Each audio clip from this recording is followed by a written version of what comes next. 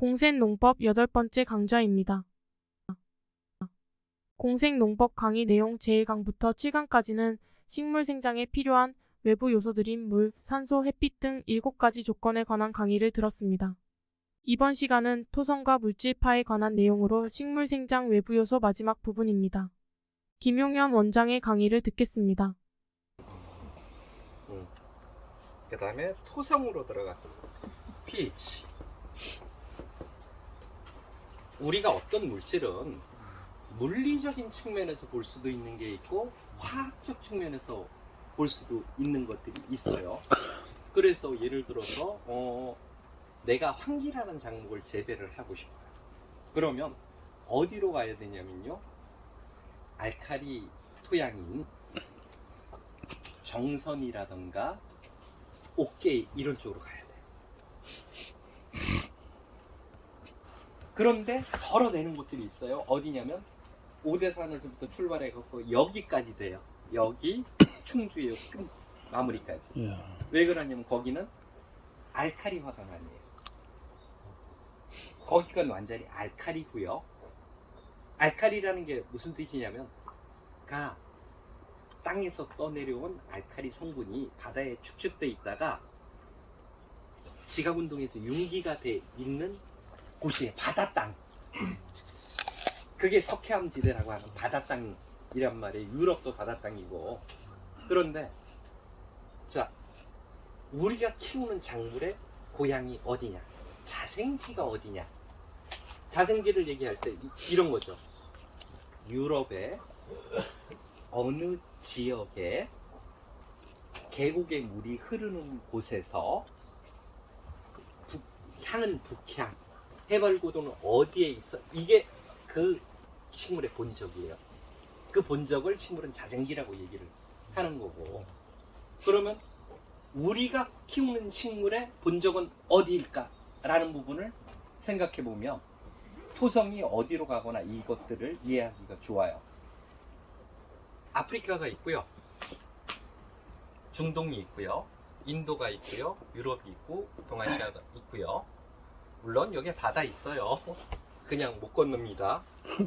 자, 여기서 나와갖고 쭉 해서 중동 지나고 그 다음에 인도로 해서 말레이시아로 해서 이렇게 호주로 간 그룹이 하나가 있고, 요렇게 올라와서 요렇게 해갖고 어디로 가냐면 북아메리카까지, 남북아메리카까지 간 사람들도 있고요. 갔다가 다시 돌았다가 다시 이렇게 온 사람도 있고, 막 그냥 오랜 몇만 년 동안 돌았어요. 그러면서 약초는 어디에 있냐면요, 요 길에 있어요. 요 길에 약초는요, 수만 년 동안 다닌 길에서 먹은 풀, 이게 사실은 약초예요. 그래서 약초는 멀리 있는 게 아니고 가까이 있다고 하는 이유들이 뭐냐면 사람들이 생활하던 공간. 뽕나무가 좋은 게 왜 그러냐면 구석기가 굉장히 길잖아요. 그 구석기가 대부분 어디에 있냐면 조개, 폐충, 강가 옆에 신석기들 이런 것들 있잖아요. 석기문화, 조개, 폐충, 거기가 뭐냐면 뽕나무 자생지예요. 그러면 사람이 거기서 수만 년을 살면서 오디를 안 먹었겠냐고요. 그래서 수만 년 동안 먹으니까 독이 없는 거예요. 그런 것처럼 이 루트에 따라서 뭐가 되냐면 작물이 나와요. 근데 신석기 때 이동할 때 마지막 것이 어디냐면요, 파미르 공원. 파미르 공원이에요. 파미르 공원은 뭐냐면 유럽판하고 인도판하고 아시아판이 밀어서 쭉 올려놓은, 지금의 높은 곳은 파리라던가 이런 몽골 이런 지역 쪽이 그 파미르예요. 여기는 판의 끝부분이라서 석회암이에요. 우리 차문화 발달되고 유럽도 석회암 지대가 많아요. 우리가 다루는 작물은요, 거의 구할이 뭐냐면 자생지가 석회암 알칼리토예요.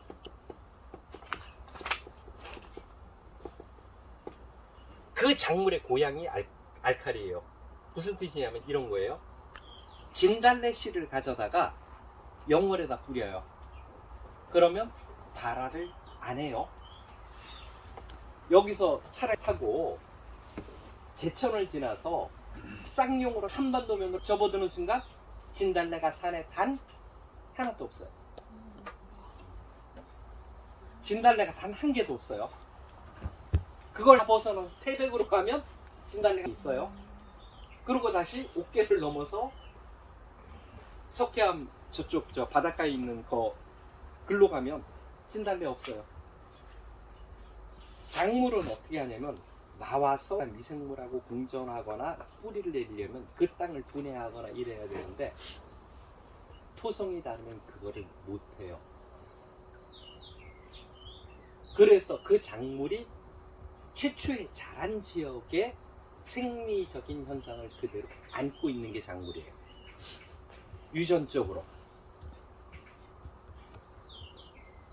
우리나라 잡곡이 잘 되는 곳을 한번 볼게요. 괴산 지역, 강원도 영월 지역. 강원도 영월이나 이런 데 잡곡들 굉장히 많이 해요. 수순이 뭐 이런 율무 이런 농사들은 거의 다 그 지역에서 했어요. 괴산 이쪽 지역에. 자, 여기 석회암이니까 이해를 해요. 괴산은 왜 잘 될까요? 괴산은 초기 바다 땅이에요. 석회암은 생명체가 많이 만들어진 지구에서 나온 게 석회암이고, 그 전에 생명체가 거의 없을 때 바다에서 그냥 순수한 미네랄만 갖고 융기한 땅이 괴산 땅이에요. 그래서 괴산 땅도 알칼리 땅이에요. 그래서 괴산이나 이런 데는 잡곡이 그렇게 잘 돼요. 왜냐하면 잡곡의 자생지가 여기였고, 여기가 우리나라로 따지면 괴산이라든가 이런 지역의 토양하고 같은 거예요. 그래서 잘 되는데 우리나라 땅들은 산성토가 비교적 많아요. 그래서 사실은 작물 재배에는 쉬운 땅은 아니에요. 단지 뭐냐면 토성의 미네랄 중에 힘이 있는 미네랄이 많아서 그나마 생산이 잘 되는 부분이지, 기본적으로 토성이라는 부분에서는 안 돼요. 수수 갖다가 여기다 심죠? 잘 안 돼요. 옛날에는. 지금은 돼요. 왜냐면 합성 비료를 뿌려주니까. 지금은 되지만 옛날에는 안 돼요. 부추 같은 것들이 영양이라던가 이런 곳에 옛날에 굉장히 유명했어요. 왜냐면 거기는 부추의 자생지와 영양 땅이 같아요. 영양도 작곡 잘 돼요. 파미르가 뭐냐면요, 이 파는 뭘까요? 파예요. 우리 먹는 파. 미르는 뭐예요? 높은데 파가 있는 들. 이게 세계적인 말이잖아요. 어느 나라 말이에요? 한국 말이에요. 파미르 한국 말이에요. 그 이름을 우리가 붙인 거야, 파미르를. 그러니까 우리가 세계 중심이죠. 파미르 이름을 우리가 붙였으니까. 왜 유럽인들도 다 파미르라 그러잖아요. 걔들이 왜 파미르인 줄 알아요? 걔들 몰라요. 그냥 고유명사로 알아요. 근데 우리는 파가 있는 언덕이에요. 그럼 파는 어디다 키워야 돼요? 영월이나 이런 데서 부추 잘 되는 곳에 키우면 돼요. 근데 어렵죠. 그래서 뭐를 하면 되냐면 파를 심을 때요, 숯, 재를 넣으면요 병이 안 들고 향이 뛰어나고 그 뿌리를 약으로 쓸 수 있어요. 그렇죠. 옛날에는 불을 떼고 재를 부추밭이나 파밭에다 뿌렸던 이유가 파밀에서 온 거예요. 그러면 너무 간단해지잖아 말이에요. 그럼 우리가 환기를 3년 이상 재배하려면 뭐를 하면 되냐고요. 숯하고 재를 뿌려주면 되잖아. 자생지 여건들을 갖춰주는 거를 하고 거기에 플러스 마이너스 배수 이런 것들을 가져가 주는 거예요. 물리화학적 성질에 따라서 그 식물들이 뭐냐면 분해해서 거기 있는 성분들을 쓸 수가 있고 없고가 결정이 되는데, 이걸 안 맞춰주고 비료로만 하려고 하니까 다른 물질들이 안 들어오고 얘들이 건강이 안 되니까 썩어버리는 거잖아. 꼭 배수만으로 관여된 게 아니에요. 뚝만 높여준다고 되는 건 아니라고. 거기다가 넣어주는 거예요. 숯 되게 싸잖아요. 솔직히 톤에 뭐 얼마 몇만 원 안 하잖아요. 그거 뿌리면 300평만 8만 원만 뿌려도 뭐냐면 양 넣고 품값 치면 아무것도 아니에요. 그건 정말 비용 자체가 혁신적으로 줄어드는 건데 한기밭에다가 숯하고 뿌릴 생각을 누구도 안 는단 말이에요. 왜냐면 자생지를 모르잖아. 걔들이 어디서 나온지를. 그것만 알면 농업이 굉장히 쉬워져요. 그래서 흙은 물리적으로는 뭐냐면 다양성.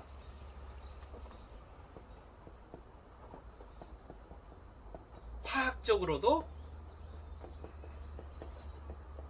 이건 이씨예요. 분해가 잘 되는 거. 그러니까 뭐냐면 이온 농도가 좋은 거. 기본적인 토양은 알칼리예요. 그런데 내가 알칼리 토양에다 식물을 키우세요 이러면 어떻게 돼요? 쫓겨나요? 어디를 가서 농업기술센터고 어디로 가서 알칼리 토양에다가 작물을 키우라고 하는 곳은 없어요. 왜? 알칼리 토양에다 합성비료를 넣으면 안 녹아요. 알칼리 합성비료는 어디에서 먹냐면요, pH 5.8 여기서 잘 녹아요. 그래서 거의 모든 교과서에 pH 5.8을 만들기 위해서 뭘 넣어서 5.8을 만들려고 그래요.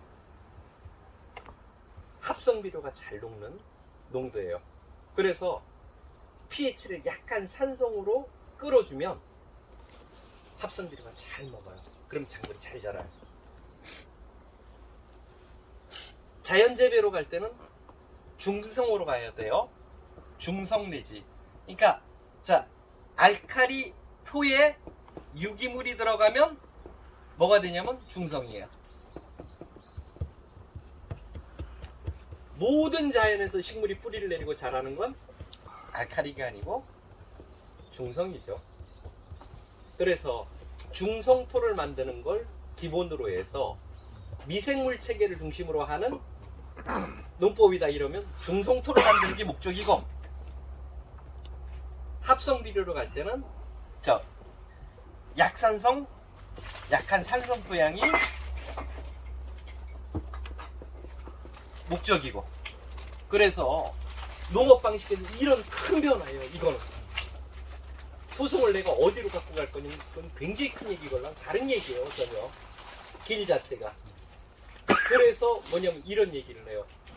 나는 합성비료를 쓰는데 거기다가 공생물법을 못해서 이 발효액을 넣고 유기물을 넣으면 훨씬 낫겠지요?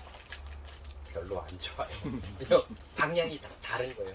하나는 배고 하나는 자동차고 하나는 비행기라면 이건 시스템이 다르잖아요. 그래서 농법이 시스템이 다른 것이어서, 예를 들어서 내가 지금 자동차를 몰고 있는데 배로 갈아타려면 시간이 필요한 거예요. 방수도 해야 되고 뭐도 해야 되고. 그래서 전환 과정을 거쳐야지. 대충 보면 이제 자연농법 하거나 이런 분들이 어떻게 하냐면 다른 사람이 사과 농사를 짓던 걸 빌려요. 그래서 나는 자연농법 할 거야 그러고 뭐를 하는 거냐면요, 거기다 비료를 하나도 안 줘. 그럼 다음에 가면요, 병이 막 들어오고 잎이 다 떨어지고 나무의 3분의 2가 다 죽어요. 시스템이 다른 거예요. 그래서 그 시스템을 전환하는 과정들을 거쳐야 되는데 그 전환 과정을 아무것도 거치지 않고 무엇을 하는 거냐면 자연농법으로 돌아간다? 이건 불가. 그래서 전환하는 과정들이야 방법 충분히 찾고 나서 그 다음에 시행하는 부분들이 필요하고, 근데 이제 산을 가지고 있는 부분들이 문제예요. 자, 그러면 내가 과연 어떻게 해야 되느냐? 합성비료를 쓰면서 농업을 출발할 거냐? 아니면 발효액을 쓰면서 농업을 출발할 것 방법은 적어도 선택을 해야 된다는 거지. 왜냐면 기본 출발이 다르니까. 그런데 내가 농업 자신 없어요. 그러면 뭐를 하는 거냐면 정해진 대로 3%에서 5% 정도의 합성 비료를 쓰면서 이쪽으로 올 수도 있어. 미생물들이 잘 자라서 미생물들이 활력을 가질 때까지는 방법이 없어요. 그래서 토성을 올리는 건 뭐냐면 여기서 뭐가 나오냐면요, 얘하고 짝이 물질파예요. 물질이 내는 고유의 파동과 파장. 자, 여기부터 이제 사입입니다. 그런데요, 뭐냐면요, 있어요, 지라는 게. 사람 몸에도 있어요. 사람 몸에도 뭐냐면, 사람이, 자, 우리가 음식물을 먹어요. 그러면, 사람은 전기가 움직이는 전자일까요? 아니면 자장이나 전기장이 움직이는 이온일까요? 이온? 아니요. 이온. 사람은 이온 시스템이에요. 사람은 이온 시스템에 전기, 자기 하는 기가 움직이는 시스템이에요. 생명체는 기라고요. 그리고 그 길이 있어요. 내가 여기서 그 물질로 쓰여요. 그러면 뭐가 되냐면 이온이 작용을 하죠. 그러면 뭐가 튀어나와요? 자유전자가 튀어나오죠. 그리고 그 자유전자가 전기를 통하는 게 전기장 내진 기라고요. 그리고 걔들이 흘러가는 길이 있어요. 그래서 그 길을 뭐라고 하냐면 기라 그래요. 그리고 이렇게 기가 있어요. 이 기가 있는 사람이 수맥이 막 흐르는데 누워요. 그러면 수맥도 지나가면서 기가 있걸랑요. 전기적 기가. 그 기하고 내 기가 딱 만나서 내 기가 깨져요. 그러면 귀신이 보이고 이러는 게 그러면 어려워지는 거예요. 그 기가 깨지는 부분이걸랑요. 그래서 그 어쨌든 사람 내부건 철저하게 어떤 물질이 있으면 그것에 고유 파장이 있어요. 그래서 물에다가 음이온볼이나 저기 있는 일라이트나 맥반석을 병에다 넣어놔요. 그러면 물을 아무리 냅둬도 물이 안 썩어요. 1년이 가고 10년이 가고 100년이 가고. 왜냐면 일라이트가 갖고 있는 물질파가 있걸랑요. 고유의 파동이 있는데 이 파동 안에서는 부패균이 못 사는 거예요. 이야. 마치 뭐 같은 거냐면 옆에서 귀에다 들어대고 막 노래를 불러요. 잠자요? 못 자요. 누가 전기로 지져요. 밤에 잠을 자요? 못 자요. 전기가 보여요? 있어요? 전기를 볼 수 있는 사람. 근데 전기는 눈에 안 보이는데 있다 그래요. 왜냐면 있어, 이정비용을 받잖아. 안 느껴지니까. 기는 있는데 요금을 안 내잖아요. 그러니까 기는 없는 거예요. 기를 상품으로 만들어서 팔 수 있으면 기가 있다 그래요, 그때는. 근데 지금은 기가 없어요. 근데 있어요. 이 고유의 파동 파장이 뭐냐면 토성과 화학 물리적 성질에 의해서 결정이 돼요. 그리고 이것이 뭐냐면 그 고유의 파장대에서 우리가 바이오를 할 때 그 고유의 파장대로 물질을 분리해내기도 하고요. 많이 써요. 저는 실질적으로 어떤 파장대에서 물질을 분리해내고 이래요. 합성도 역시 특정한 파장대에서 이루어져요. 그래서 토성과 물리적 이것이 하나가 연결이 돼서 무엇이 이루어지냐면 물질 합성이 이루어지는 거예요. 그 안에서. 물질이 합성돼야지 식물이 성장할 거 아니에요. 그 물질 합성이 직접적으로 관계하는 것이 이 부분이라는 거예요. 용량물이 들어왔어요. 합성해야죠. 요것에 관계되는 거죠. 그러니까 물질파나 토성이나 이런 것들이 안 맞으면 흡수 이런 것도 안 될 뿐만 아니라 무엇이냐? 합성이 안 돼요. 그러면 안 돼요. 그래서 뭐냐면 기운이 좋은 사람은요, 뭐가 돼요? 피곤함이 빨리 풀려요. 기운이 좋은 사람은 잠 조금 자고 이래도 좋아요. 근데 기 빠진 사람 있죠?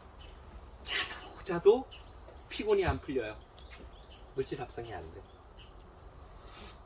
그래서 원기를 보충해야 돼요. 그러니까 에너지를 가지고 이거를 이루어내고, 이거는 뭐 이 요소로는 안 넣지만 뭐냐면 방사능이나 이런 것들도 사람한테 해를 주는 파장이 있고 이득을 주는 파장이 있어요. 아까 햇빛을 얘기할 때도 여기서 자외선에서 저 위쪽은 파괴를 해요, 세포를. 저 밑에 있는 건 별 도움이 안 되고요. 소음 같은 부분이에요. 그리고 그 밑에 있는 파장이 이거예요. 딱 하는데요. 자, 회오리가 쳐요. 이 회오리 치는 거 이렇게 돼요. 자, 같은 얘기죠. 자, 올라갔어요. 내려갔죠. 올라갔어요. 내려갔어요. 어떤 부분에서는 자, 효과가 있어요. 어떤 파장은. 어떤 파장 범위는 마이너스예요. 그래서 우리가 농업에서 쓰는 거는 요런 요 부분의 파장들을 쓰는 거예요. 요 파장이 내는 애들이 맥반석이나 이런 거예요. 음이온볼이거나 이래요. 그래서 여기 괴산에 가면 맥반석 공장이 있어요. 거기서도 원석 말고 파괴된 이들을 팔아요. 이렇게 그걸 갖다 밭에다가 뿌려요. 그러면 어떤 현상이 일어나냐면요, 가뭄이 와도 식물이 시들질 않아요. 그것이 땅으로 들어가서 고유의 파장을 내고, 그 파장이 뭐를 하는 거냐면 물을 활성화시켜서 지속적으로 수분을 공급해주고, 그리고 안에서 생리작용을 돕기 때문에 식물이 안 쳐져요. 내가 이런 화분에다 고산식물을 키워요. 되게 까다로운 놈이에요. 그냥 냅두면 병들고 안 커요. 그런데 거기다 맥반석 알을 좀 집어넣어요. 그래서 토양을 만들어서 키우잖아요. 그럼 걔가 안 시들어요. 그 맥반석 속에서 나오는 고유의 물질적 파장이 수분과 대사를 도와서 애들이 병도 안 들고 커요. 실질적인 농업에 쓰이는 부분이니까 요것까지가 포함을 시켜서 뭐가 되는 거냐면, 자, 외부적 요소예요. 팽이에요. 태풍을 만드는 거예요. 회전력이에요. 회전력을 과연 어떻게 만들어내느냐.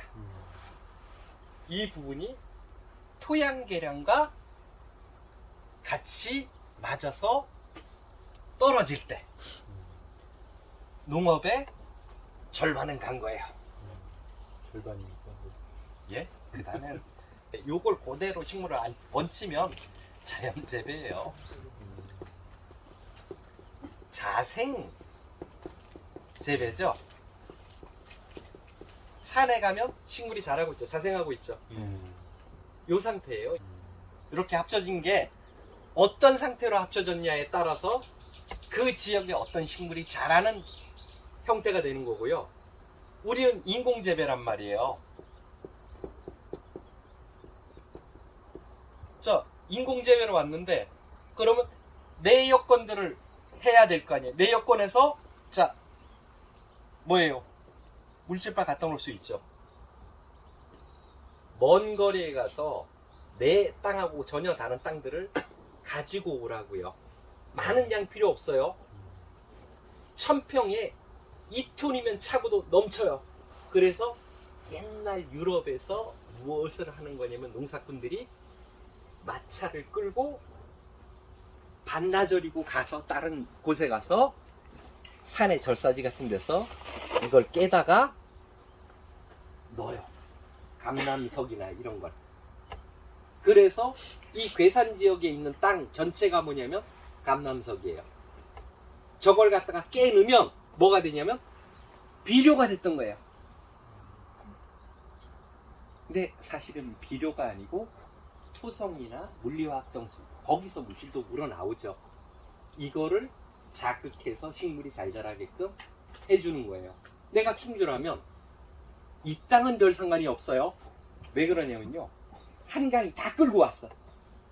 태백에서부터 시작해갖고 충족토가 제일 편해요. 왜냐하면 수기에서 다 끌고 왔잖아. 그러니 여기는 작물이 선택 없이 잘 자라요. 어떤 식물도 비교적 잘 자라는 편에 속하는 것이 이런 지역들이고, 자, 아니면 끌고 오면 돼요. 자, 저기 괴산에 뭐 먹으러 가요? 영월에 뭐 먹으러 가요? 1000평에 내 땅이 있다면 일초선 하나 끌고 움직여요. 그런데 내가 예를 들어서 단양에 사는 사람이에요. 그러면 석계만 넣어야 돼요. 근데 적어도 네 방향에서 흙을 끌고 오면 고작 2톤이면 된다는 거예요. 1회배. 그 정도면 충분해요. 이거를 내가 어떤 농법으로 갈지에 따라 달라지는 거예요. 내가 어떤 농법으로 갈지에 따라서 내가 화학 농법으로 갈 거냐 아니면 유기농법으로 갈 거냐 이런 거에 따라서 다르지만 결국은 최종적으로 어디로 갈 거냐면 농업이 발달하면요 중성토의 중요성을 반드시 느끼는 때가 올 거예요. 아직은 산성토, 양성의 토양이 지금 우리가 모든 공부하는 곳에 책에 나와 있는 부분이지만 그거는 반드시 아닐 거고 중성토로 가는 방향 쪽으로 갈 겁니다. 자, 그러고 미네랄 뭐 하면 돼요? 소금 구워야죠. 불가능 거 한 거 아니에요. 정 안 되면 해 먹으러 가요. 그래서 바닷물 실어 와요. 통에다가 여러 개 나눠서 어쨌든 할 수 있는 부분들이에요. 영양제 이세경 대표 연락처 있죠? 미생물 자, 여기부터는 조금 어렵네요. 어렵지만 가능해요. 유기물 넣을 수 있어요? 어때요? 가능하죠. 자, 햇빛 어떻게 할까요? 보강해야 돼요. 현재 농업이 되고 안 되고 부분에 요즘 뭐냐면 어디로 가야 되냐면 안정성을 기본으로 해야 돼요. 처음 타이틀이 뭐냐면 식물, 공간과 시간을 넘는 것, 이것이었어요. 100km에 있는 흙을 갖다 놓고 공간을 넘어간 거예요.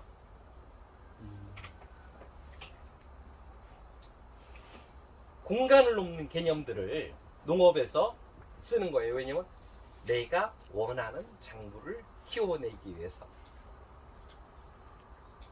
자, 이거 보강해야 돼요. 어떤 형태로든. 그러니까 내가 하고 있는 것은 현재까지는 뭐냐면, 자, 옛날 농법의 한계가 굉장히 많아요. 현재 농법 한계 없을까요? 저는 품질적인 측면에서 한계가 분명히 왔다고 봐요. 그리고 그것들에 대한 부작용들도 나타나고 있다고 보는 거예요. 그러면 삐걱거린다는 얘기는 한편으로는 맞고 한편으로는 부작용도 일어나고 있다는 부분으로 보여요. 하지만 현재로서는 현행 농법이 가장 최상의 농법이에요. 자, 보강해요. 산소 없던 거죠? 만들어낼 수 있죠. 두둑이든 유기물이든 이 양으로 산소 만들어 놓을 수 있어요. 온도 어떻게 해야 돼요? 시설, 때로는 필요하면 시설도 갖추는 거고, 때로는 선행생태계로 온도를 조절도 해야 되고, 때로는 정 안 되면 이런 시설로 가지고도 온도도 어떻게 해야 돼요? 보강해야 돼요. 방법 없어요? 물 줄 수 있어요? 없어요? 그렇죠. 잘 줘야 돼요. 연면 시비는 온도를 낮춰요. 여름에 폭염이 어마어마하게 와요. 20도, 30도 될 때요. 그저 10초만 미스트 쫙 뿌리고 나면요. 10몇 도 순간적으로 몇 분 안에 탁 떨어져요. 그래서 생육적 온도로 들어와요. 기가 막혀요. 우리 옥상에다가 더울 때 물 쫙 뿌리면 팍 하면서 온도 떨어져요. 그렇게 온도가 떨어져요. 재배하는 공간에. 물은 영양분이며 모든 생명의 모든 것은 물과 연결되기 때문에 이거를 충분히 줄 수 있느냐? 그럼 인공재배가 가능해지네요. 이게 외부 상황이에요. 조합이에요. 이걸 위해서 어떻게 해요? 시설 동원할 수 있는 거 다 동원해야 돼. 이게 기둥이 10개 기둥인데 이 기둥을 세워놓으면 여기에 사람이 앉았을 때 섰을 때 안 기울어져요. 이 기둥이 한두 개 빠지면 농업이 넘어져요. 이 기둥을 내가 어떻게 촘촘히 만들고 얘들을 순환시켜 줄 거냐. 이게 농업의 외부 상황입니다. 자, 이상으로 식물 생장에 필요한 외부 조건 중 토성과 물질파에 관한 강의를 마치겠습니다. 이것으로 외부 조건에 관한 강의는 모두 끝났습니다. 다음 시간부터는 식물 생장에 필요한 내부 요소에 관한 강의가 이어지겠습니다.